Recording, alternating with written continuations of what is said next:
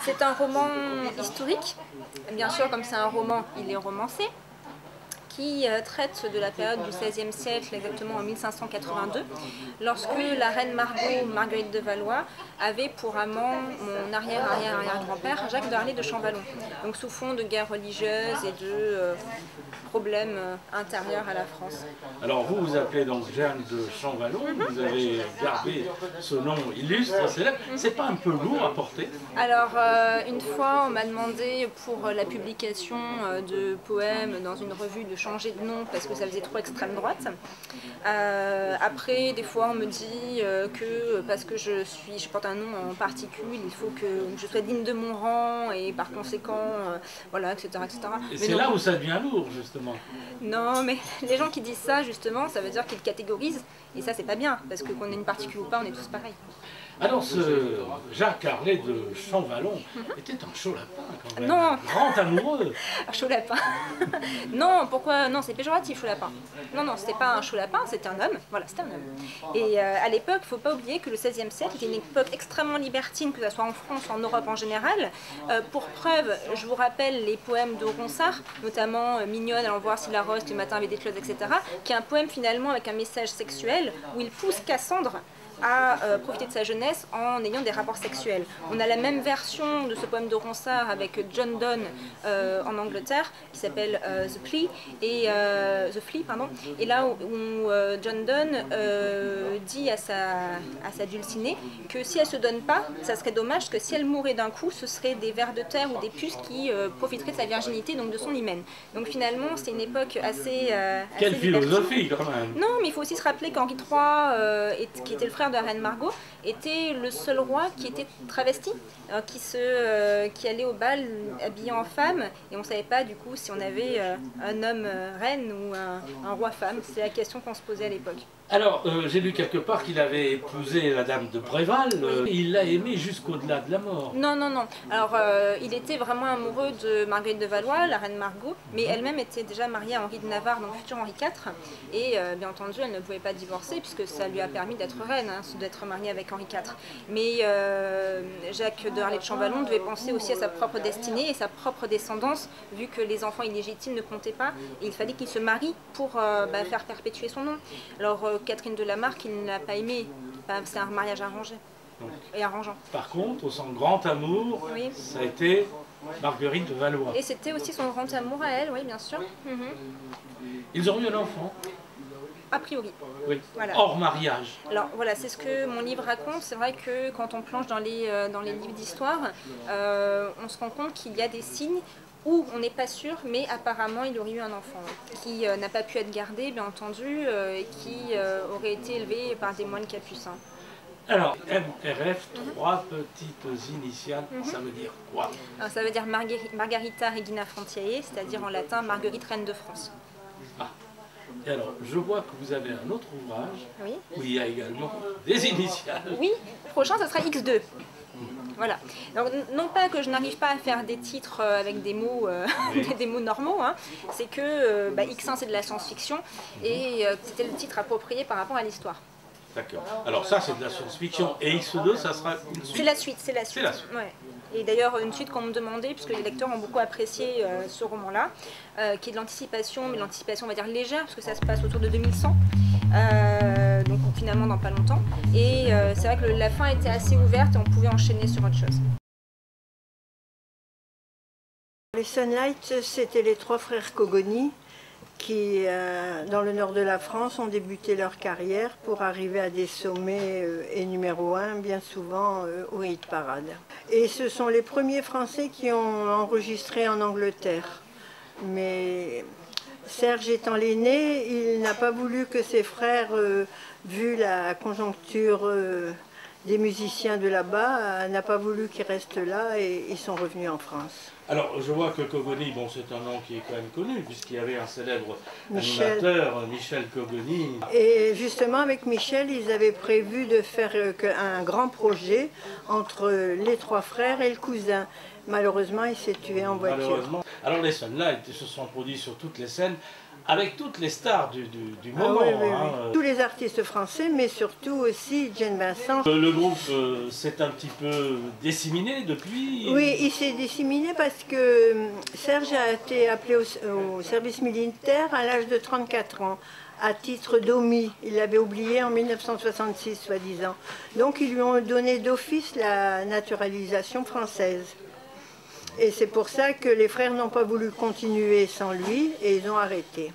Cela dit, Serge, il se produit encore. Oui, oui, oui. Il oui, vient oui. d'effectuer une tournée, d'ailleurs, il Oui, va oui. en parler lui-même. Alors, vous, Chantal Losfeld, bon, vous êtes d'une famille, je veux dire, vous avez toujours vécu dans les livres, puisque Ah oui, oui, votre oui. père, Eric Losfeld, était quelqu'un de connu dans le monde de l'édition à Paris. Oui. Je me souviens très très bien de cet homme haut en couleur, comme on dit, Oui. d'une élégance raffinée, qui donnait plutôt dans le porno. Et oui, voilà, c'est lui qui avait sorti Il a été un des Emmanuel. premiers Ouais. à éditer des livres pornographiques alors que personne n'en voulait. Ouais. Et il a eu raison, puisque on a vu un Maintenant, peu c'est ce que ça donnait. dérisoire. Hein. Tout à fait, tout à Voilà. fait. Alors, vu l'enfance que vous avez eue avec un père éditeur, c'est normal que vous vous êtes consacré un petit peu à l'écriture. Vous avez fait éditer plusieurs livres ici, Oui. aux presses du Midi. Et le tout dernier ouvrage qui vient de paraître, c'est disons, un polar. Oui, si on veut, ça se passe dans la mafia, mais c'est plus une histoire d'amour, d'amour entre un homme et une femme et d'amour maternel. Voilà, mais tout finit bien. L'amour entre un homme et une femme dans le milieu du polar, ça existe vraiment? Oui, oui, oui. Oui. L'amour maternel, oui. Oui, mais l'amour dans le polar aussi parce qu'il arrête les... Alors, les de quoi crimes. ça parle? Allez, dites-nous tout, là. Eh ben, c'est un chef de mafia qui a... Sa femme ne peut pas avoir d'enfant. Donc il achète une petite fille qui a été abandonnée par la mère qui avait été violée.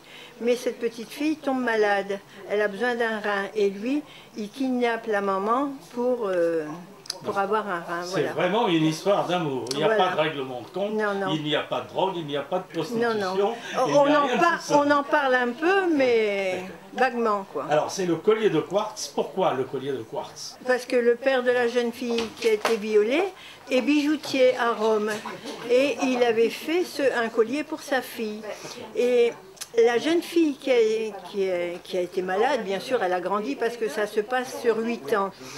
Elle est devenue avocate. Et quand son père, le mafieux, a été arrêté, elle va le défendre.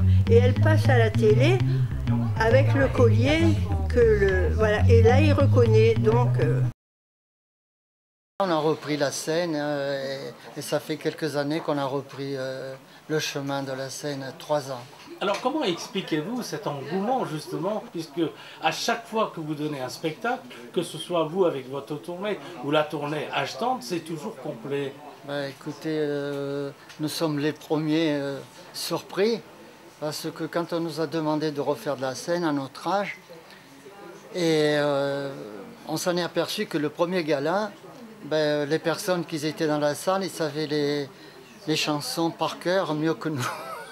Ça rappelle une période de leur vie. Voilà, c'est ça. Et puis, bon, ben, nous avons quand même un répertoire qui peut se chanter à n'importe quel âge, quoi.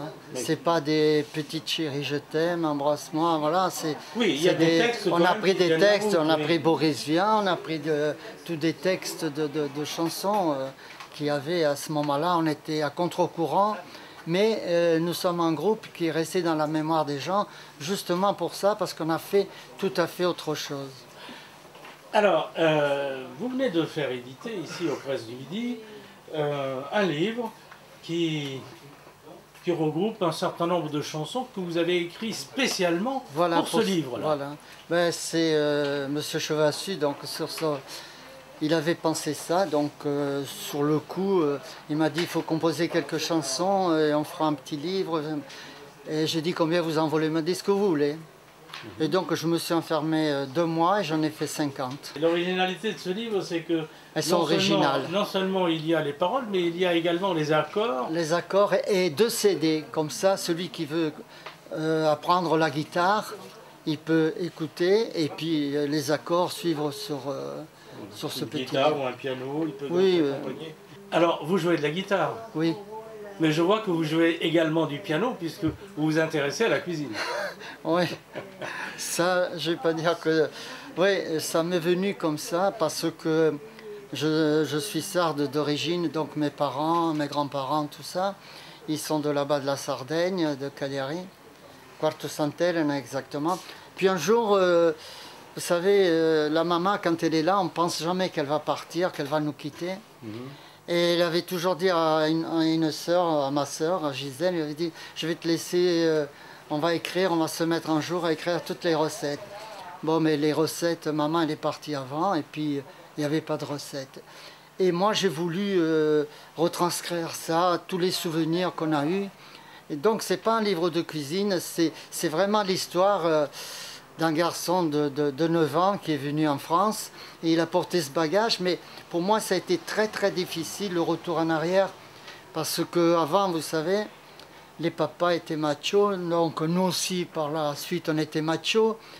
Et puis après, je me suis dédié à la cuisine et chaque fois qu'il y avait quelqu'un qui venait à la maison, il disait il manque ci, il manque là. Et puis j'ai pratiqué cette cuisine pendant 10 ans. Et maintenant, quand ils viennent à la maison, ils me disent qu'est-ce que tu as préparé de bon? Parce que c'est vous qui faites la cuisine. Ah non, je fais pas. Moi, la cuisine, je fais la cuisine quand ça me va.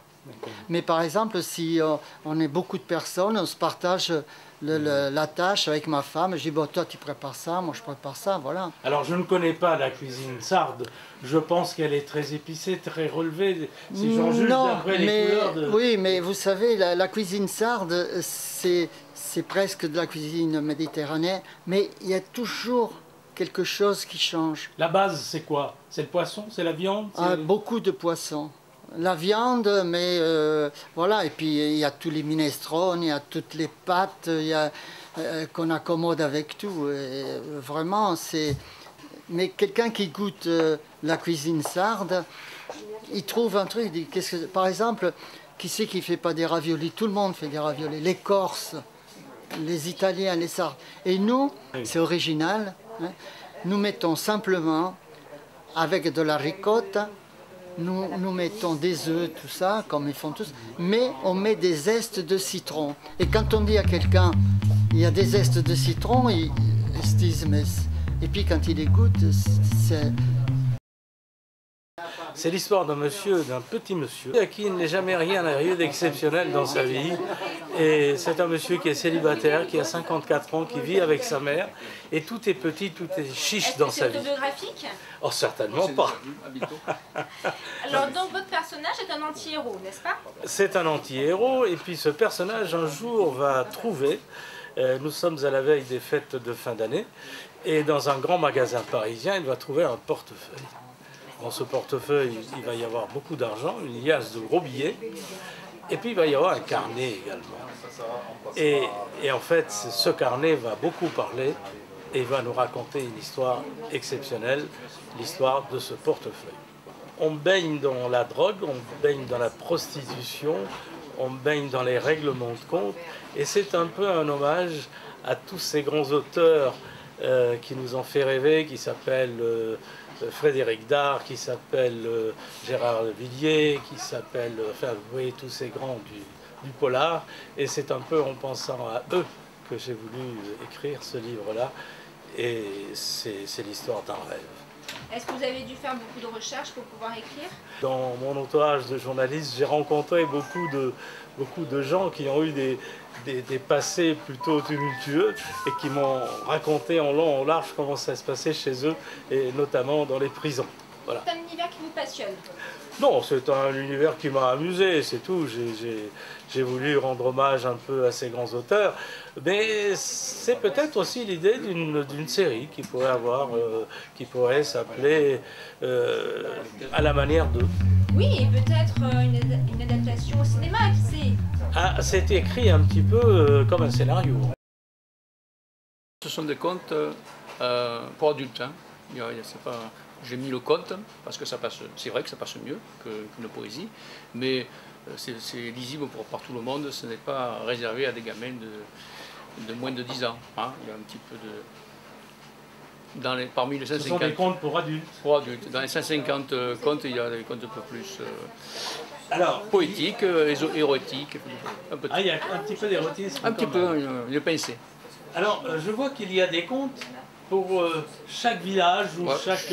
150 villages. voilà, c'est ça. Il y en a, effectivement, il y en a 153, mais il y en a, les 3 autres sont noyés dans le texte. Et puis, ça ne plaisait pas à l'éditeur. 153, c'était pas bon. Donc Pas un beau 150, chiffre. voilà. 150, c'est mieux. Et dites-moi, pour écrire justement des contes qui correspondent à chaque village, vous avez fait comment? Et je crois que l'âge il fait.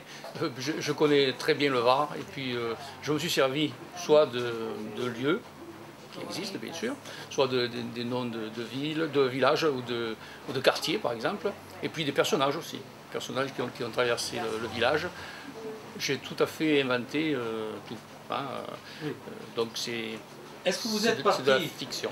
est-ce que vous êtes parti d'histoires qui existaient plus ou moins, que vous avez arrangées, modifiées, transformées? Non, pas du tout. Pas du tout, pas du tout. On retrouve par exemple l'âne à Gonfaro, mais Oui, à la fin.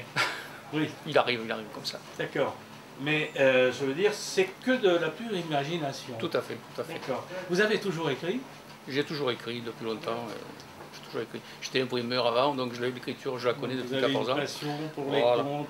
Vous aimez raconter en fait. J'aime raconter, mais pas raconter oralement, je me Vous plutôt préférez écrire. Et est-ce que, selon vous, les contes, il faut les lire ou est-ce qu'il faut les écouter récités par d'autres dont c'est le métier? L'idéal, c'est de les écouter, c'est vrai. C'est mieux? C'est vrai, ah ouais, ouais, ouais. Le lire, c'est une chose, et écouter, surtout en tant qu'auteur, écouter quelqu'un qui lit ses écrits, c'est passionnant. Il y a une autre musique. S'il fallait retenir un conte parmi ces 150, quel est celui qui vous a marqué, que vous avez aimé le plus? C'est comme un père, hein, il aime tous ses enfants, donc là, et puis éventuellement je ne peux pas sortir quelque chose, parce que d'abord, je ne m'en souviens pas, il faut que j'ouvre moi-même le bouquet pour dire ce qui s'est passé là, mais non, j'ai aucun favori. Alors comment naît un conte? Comment on est un conte? Ah ben, d'abord l'envie d'écrire, l'envie de faire rêver aussi, parce que le but du conte, c'est de sortir de la réalité. Donc le rôle d'un écrivain, c'est de faire ressortir les gens aussi de la réalité. Jour de chiffres, lorsque vous partez sur une idée, est-ce que vous partez sur une idée déjà qui est construite dans votre tête, ou est-ce que l'histoire se construit en écrivant? Elle se construit en écrivant. Carrément, je pars d'une phrase, même pas. Des fois, la phrase d'un tête elle passe derrière, mais non, c'est tout à fait au hasard. Ce sont mes personnages qui me guident. Je suis policier à la Seine-sur-Mer et donc je travaille que la nuit depuis une vingtaine d'années. Et toutes les interventions les plus insolites que j'ai vécues personnellement, je les raconte en forme de nouvelles. La nuit, bien sûr, il se passe énormément de choses, surtout tous ces derniers temps où la délinquance est en nette progression. On assiste à un phénomène que bon, les anciens policiers ne connaissaient pas. C'est qu'il y a une intolérance envers l'autorité et donc on ne respecte plus le policier, bon, même tout ce qui représente l'autorité. Le policier n'est pas respecté, le policier n'est pas aimé, et pourtant le policier, Dieu sait si on en a besoin, lorsqu'on voit cette délinquance qui aujourd'hui ne se prive de rien, c'est-à-dire on vous attaque, il y a des... Oui, il y a une intolérance là-dessus, on ne respecte pas le policier, on se permet des choses qu'on ne se permettait pas il y a 20 ans, et ce qui crée d'autres problèmes, où on a plus souvent des outrages et des rébellions qu'on n'avait pas il y a quelques années.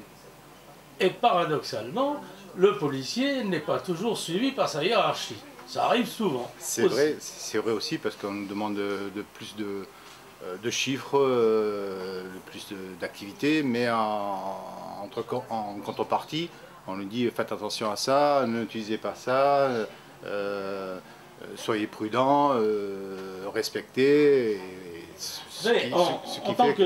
En tant que journaliste, moi j'ai été amené souvent à suivre les policiers sur le terrain, oui. Et j'ai vécu des moments où le policier faisait usage de son arme et une fois rentré au poste, eh bien, on lui reprochait d'avoir fait usage de son arme et il fallait prouver par A plus B que ce policier était en légitime défense. Alors c'est quand même paradoxal, je veux dire. Oui, ce qui entraîne des faits que moi, il y a, dans la ville où je travaille, il y a une grande cité et souvent on nous demande d'intervenir dans cette cité où des jeunes brûlent des véhicules, brûlent des poubelles. Quand on intervient, ils nous jettent des pierres, nous insultent.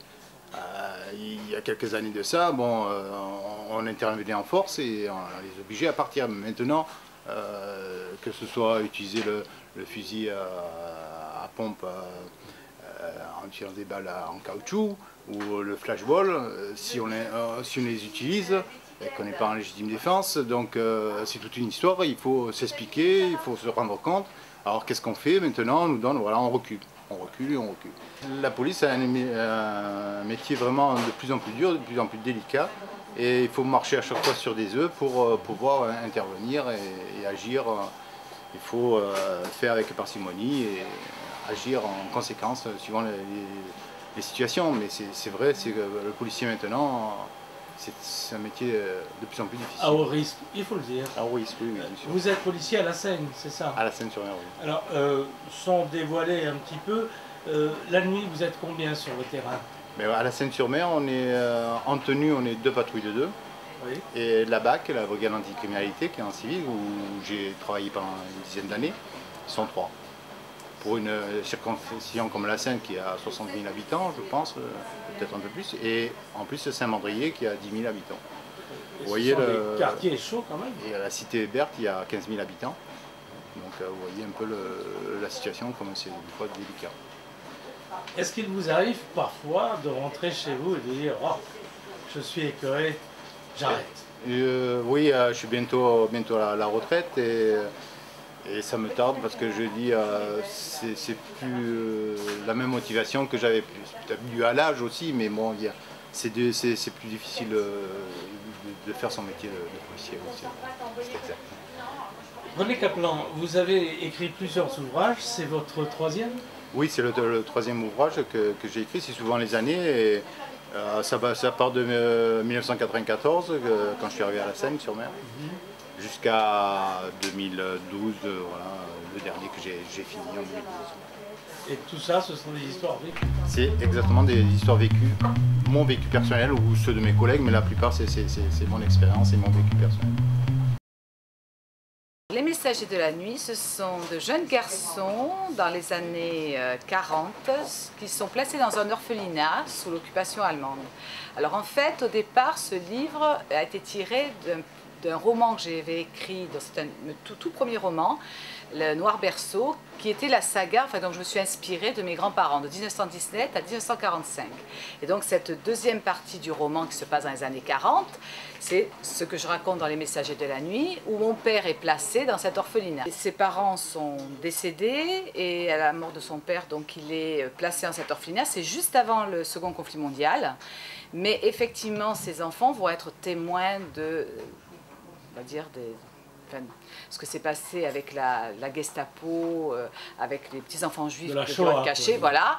Et effectivement, il y a un enfant qui arrive et qui, lui, c'est là où ça intrigue tous ces petits garçons, parce qu'eux, ils ont l'uniforme et lui, on lui donne la blouse grise.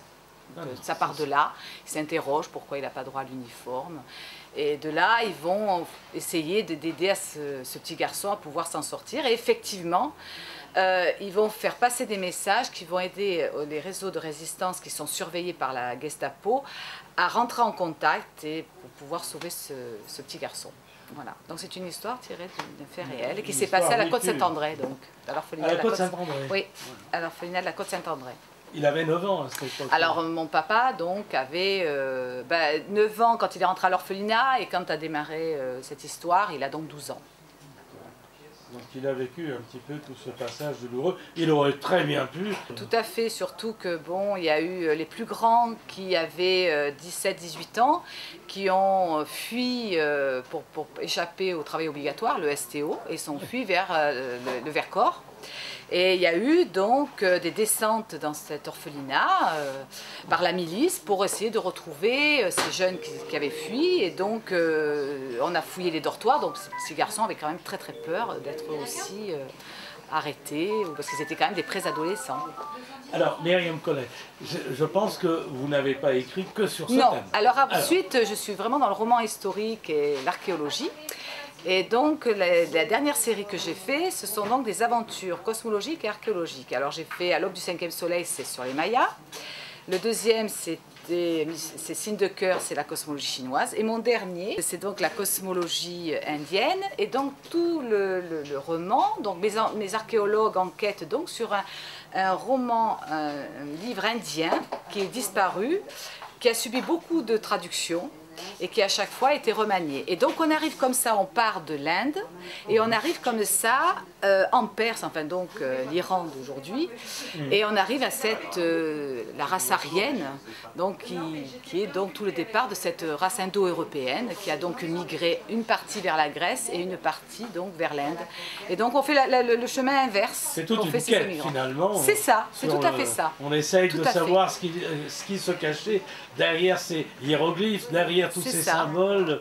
Voilà, c'est tout à fait une quête de signes et qui nous mène au départ. Donc on arrive avec ces différentes traductions de ce livre indien qui part donc du latin, ensuite du géorgien, du grec et qui arrive à l'ariaque, donc la langue des Ariens, donc l'ancienne Perse. Myriam Collet, d'où venez-vous? Vous êtes universitaire?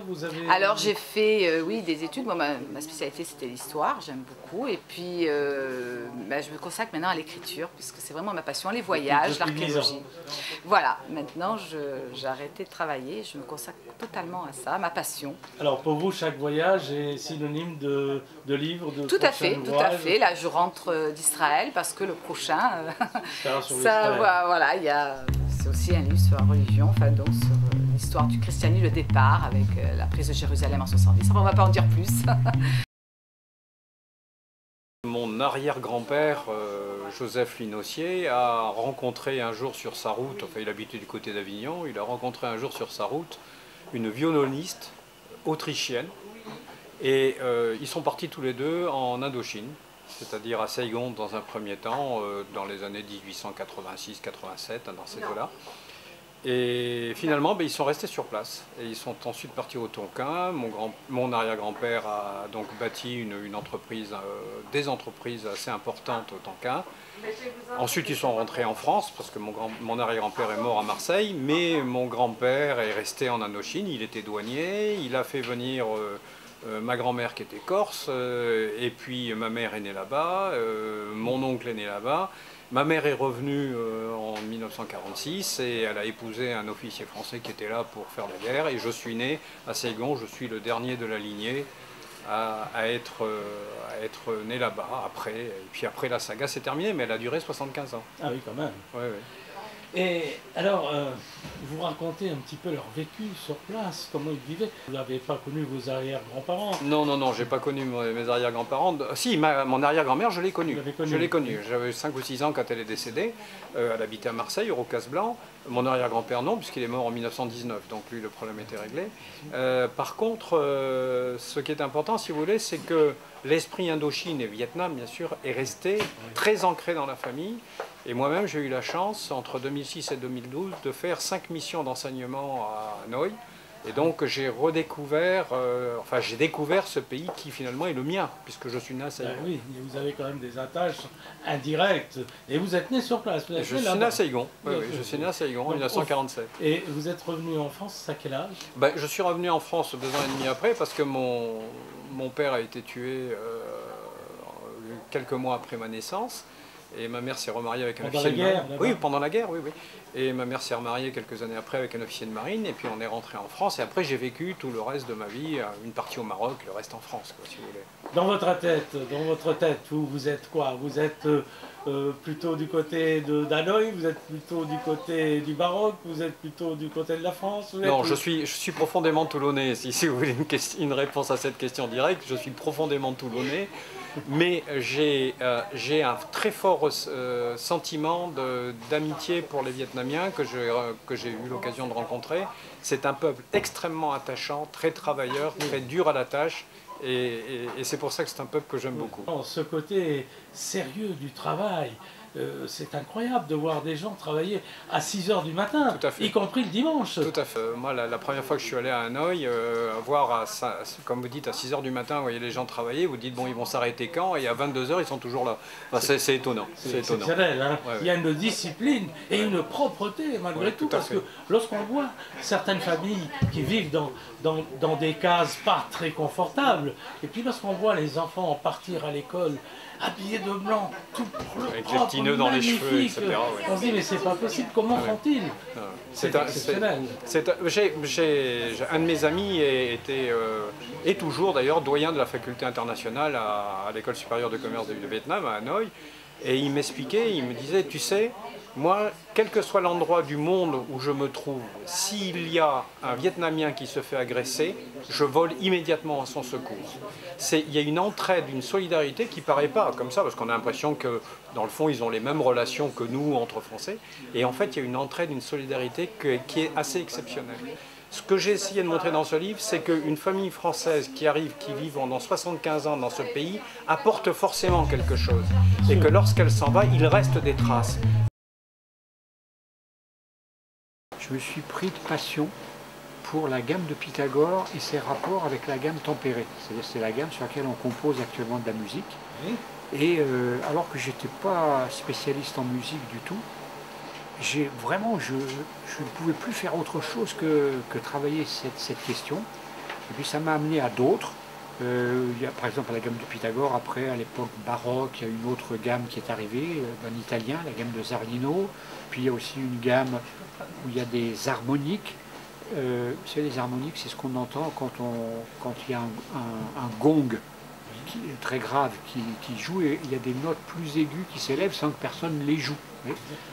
Et bien donc, il y a comme ça ces gammes, la gamme de Pythagore, la gamme de Zarlino, la gamme harmonique, sont des gammes qui ont de la justesse en elles, parce qu'elles respectent les rapports entre les nombres, et ce n'est pas autant le cas pour la gamme tempérée. Et donc j'ai travaillé cette question-là voilà, avec l'idée qu'on pourrait enseigner, par exemple, ce que c'est que la gamme de Pythagore, beaucoup plus simplement qu'on ne le fait d'habitude. Non, parce que quand on est artiste, lorsqu'on compose, on fait fi un petit peu de tout ça. On ne cherche pas spécialement l'arithmétique, je veux dire.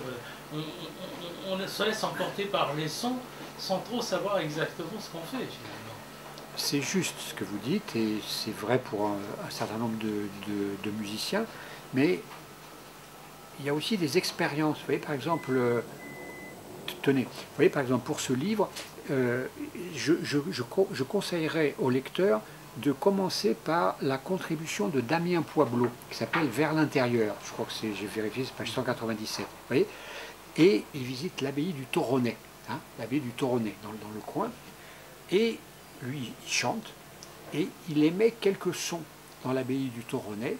Et alors il est frappé par la qualité des résonances dans ce lieu, et finalement le lieu l'a retenu. C'était comme une rencontre pour la vie entière. Et quand on fait une étude scientifique, par exemple, on s'aperçoit que l'abbaye du Toronnet, c'est le second lieu au monde pour la qualité des résonances. Et donc il se trouve que si jamais vous chantez à l'abbaye du Toronnet sur la gamme de Pythagore ou sur les gammes baroques, eh bien, l'abbaye va être contente. Vous voyez ?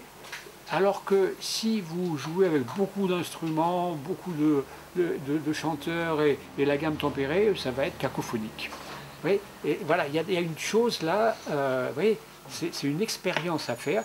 Donc si quelqu'un s'intéressait à ce livre, moi je lui conseillerais de commencer par le chapitre de Damien Poiblot et de se rendre, s'il le peut, surtout s'il est dans le coin, dans la région de Provence, de se rendre au Toronnet. L'abbaye du Toronnet, voilà. C'était quel endroit extrêmement mythique. Hein. Voilà, mais de profiter d'un moment où il n'y a pas trop de monde, vous voyez, quand il fait sa visite, un lieu de méditation, pour se mettre dans un angle et à l'angle approprié, proférer des sons et écouter les résonances et placer sa voix par rapport à ça. Oui.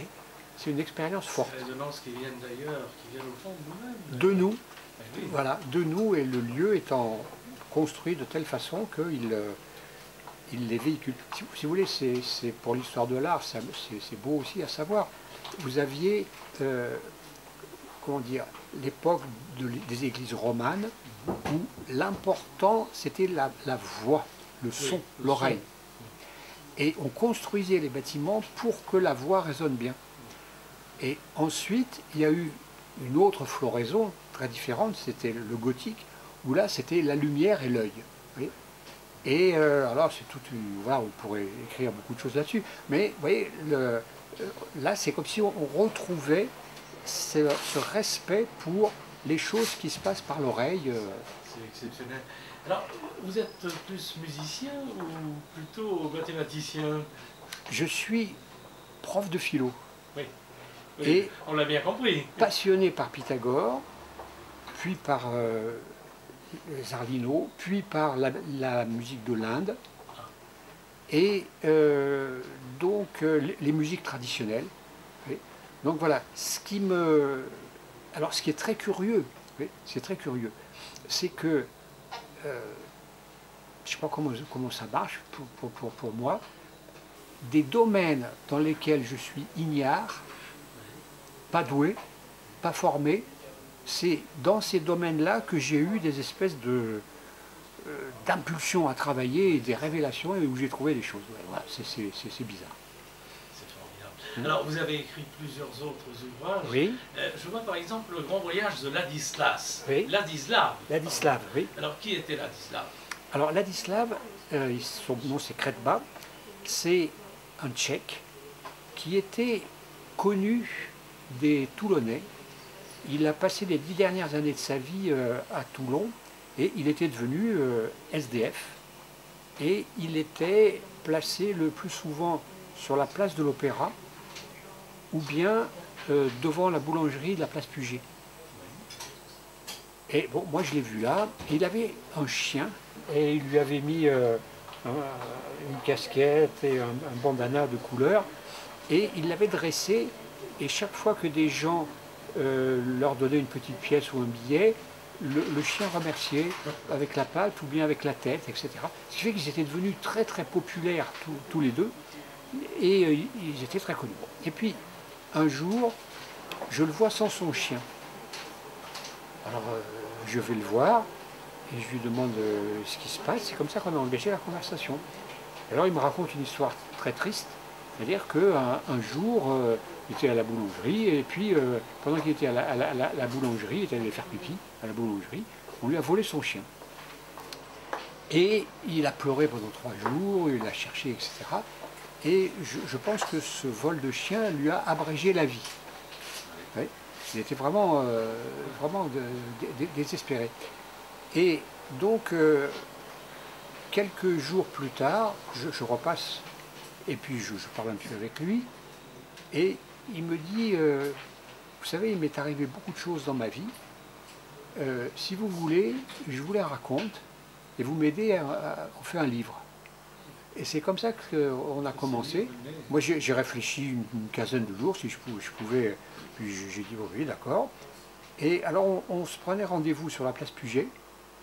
Moi, j'avais amené un grand cahier avec de quoi prendre des notes. Vraiment un grand cahier. Bon. Et pendant plusieurs mois, on se revoyait régulièrement dans ces cafés. Et il m'a raconté, alors il savait très bien raconter, il avait le sens du suspense, etc. C'était bien raconté. Alors il m'a raconté sa vie, et c'est très intéressant parce que on voit quelqu'un qui a mené une vie tout à fait normale, si je puis dire. Il a vécu en Tchécoslovaquie à l'époque de l'invasion russe, quand il était enfant. Ensuite, le plus grand, il s'est marié. Il a eu une belle-mère épouvantable qui a foutu son mariage par terre. Il s'est remarié. Il a eu une deuxième belle-mère épouvantable qui a fichu son deuxième mariage par terre. Et puis finalement, il a cherché à voir comment ça se passait en Allemagne. Il est allé, il est revenu. Et puis il a passé clandestinement le mur de Berlin, si on peut dire, quoi. Et il est venu d'abord en Allemagne, puis après en Italie, puis après en France. C'est comme ça qu'il est arrivé ici. Et c'est intéressant, quand on voit quelqu'un dans la rue, si on pense au vécu qu'il a eu lui, ça peut être très instructif quoi, pour le respect qu'on peut avoir pour les gens. Et alors malheureusement, le livre est paru quelques mois après qu'il soit mort. C'était très triste. Alors Jacques Atlan, vous êtes aussi intéressé à l'évangile provençal. Oui. Qu'est-ce qu'il a de particulier? Il y a une sorte de Jeanne d'Arc allemande qui est morte en 1825, qui s'appelle Anne-Catherine Emmerich. Alors c'est une voyante, on dirait, une inspirée, qui recevait des messages chrétiens depuis son enfance. 3-4 ans, elle recevait déjà des messages qui étonnaient ses parents, mais d'où tu sais ça, etc. Et puis, elle s'est faite religieuse, et elle continuait à parler de ce qui lui arrivait, de ses visions-là. Et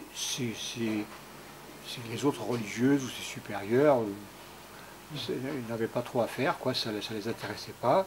Elle recevait de l'ironie ou des moqueries, à tel point qu'elle a prié pour qu'on ne lui envoie plus ces messages. Et on lui a répondu, non, ils rendront compte, ce qui t'embête, mais il faut que tu te souviennes du plus de choses que tu peux. Tout ça, ça sera raconté de façon convenable, et tu ne peux pas savoir le nombre de gens qui seront aidés par ce récit. Alors, donc ça c'est une première chose qui m'a motivé quand j'ai découvert ça. Et puis, une autre chose, c'est que cette bergère quasi illettrée, qui n'a jamais bougé à plus de 30 km de son lieu de naissance en Westphalie, a vu, à distance donc, mais pour elle c'est évident, Lazare, Marthe, Marie-Madeleine, Sidoine et puis Maximin venir évangéliser la Provence à partir de l'an 37 de notre ère. Donc la mort du Christ, d'après elle, c'est vers l'an 29. Et donc, vous voyez, une dizaine d'années après, l'évangélisation de la Provence commence. Alors pourquoi? Parce que, vous voyez, il y a eu des circonstances. Il y avait une répression antichrétienne à Rome et en Italie. Et puis en Provence, le responsable pour l'Empire romain en Provence donc, devait être plus tranquille, moins casse-pied, comme ça peut arriver, quoi. Ouais. Et du coup, les chrétiens ont pu agir pendant plusieurs dizaines d'années, tout à fait en force, quoi, tranquillement, ici. Et c'est comme ça qu'ils sont venus. Et alors, bon, moi, ça m'a tellement passionné de voir que quelque chose qui est considéré d'habitude comme des légendes, en fait, c'est vérifié par cette personne. Quelque chose qui existait, oui. Voilà. Et alors, du coup, donc, j'ai commencé un récit. Mais alors, je suis parti pour longtemps. Parce que là, le livre qui est paru, il concerne 6 mois de l'an 26 de notre ère. Ouais. C'est-à-dire que je mets l'attention sur Lazare, sur Marthe, sur Marie-Madeleine, etc., quand ils étaient en Terre Sainte. Et puis, bon, après, il y aura le volume 2 qui s'occupera de une partie de l'an 27, et puis, etc. Et il faut arriver jusqu'à l'an 37. Et à ce moment-là, le livre méritera complètement son titre. Donc, oui, c'est un peu un titre par anticipation. Déjà un préambule.